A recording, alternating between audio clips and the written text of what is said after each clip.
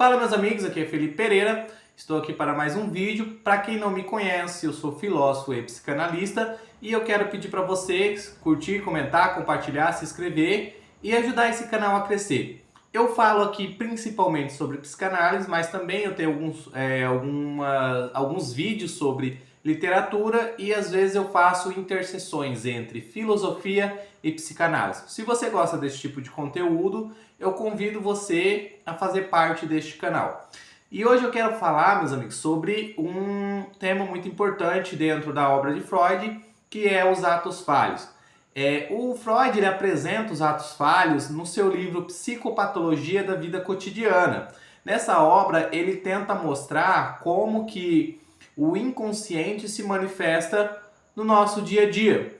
Inclusive, os atos falhos eles são muito importantes dentro da clínica porque são momentos em que o inconsciente submerge através ali de alguns lapsos.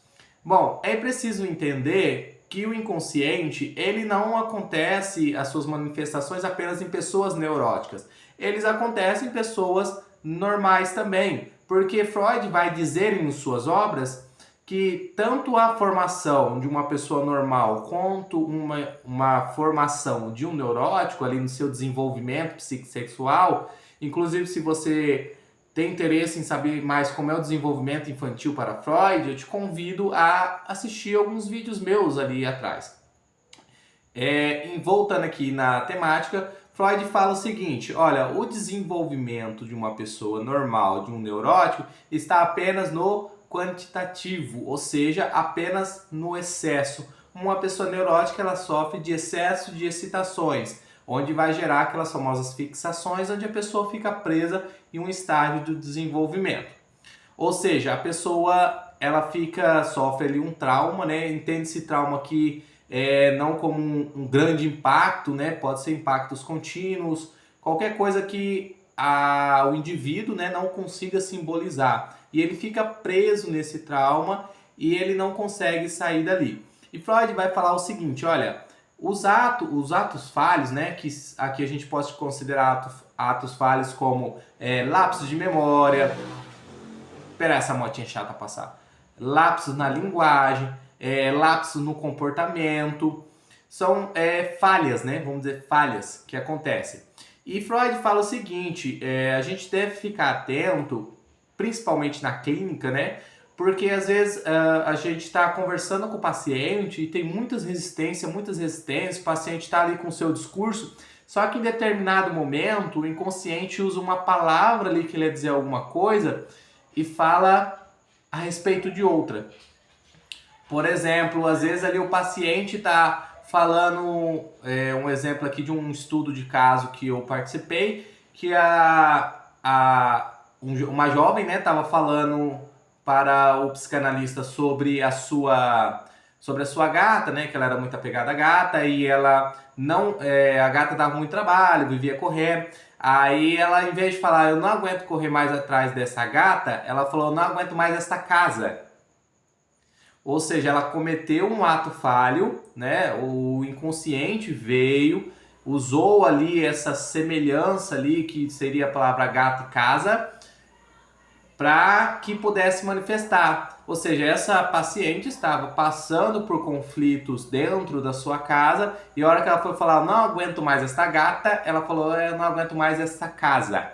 Então, aqui tem um substituto, né? O ato falho que substituiu a palavra gata por casa para expressar o sentimento dela de não estar suportando mais as coisas que estão acontecendo naquela casa. E Freud fala também, no seu livro Psicopatologia da Vida Cotidiana, que esses atos falhos acontecem, né, também em pessoas, vamos dizer, ditas saudáveis. Por exemplo, às vezes você vai fazer um nome, pensar no nome, falar um nome e você esquece esse nome.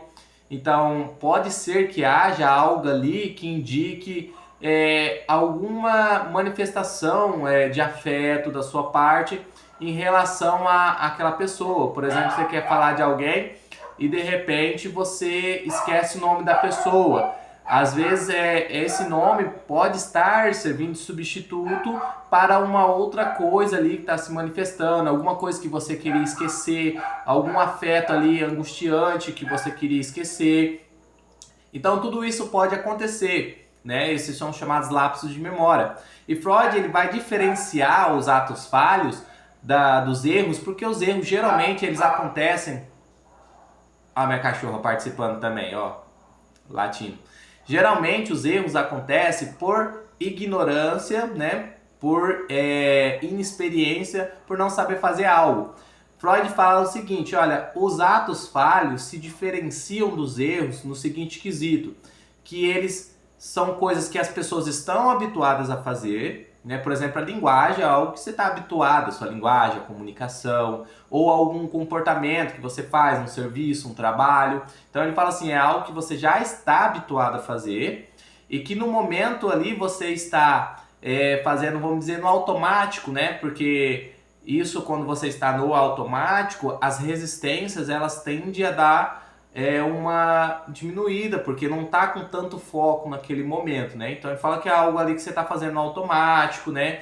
Algo que você é expert em fazer, que você tem experiência e é algo do seu dia a dia. E não pode, ele fala o seguinte, que os atos falhos, geralmente, eles não são coisas assim muito comprometedoras. Ou seja, não são essas trocas que acontecem, esses substitutos, não é algo nada, nossa, que coisa reveladora. Às vezes pode ser, né? Como trocar um nome de uma pessoa, pode dar problema isso. Você está conversando com uma pessoa e você troca o nome da pessoa por outra, isso pode sim dar algum problema.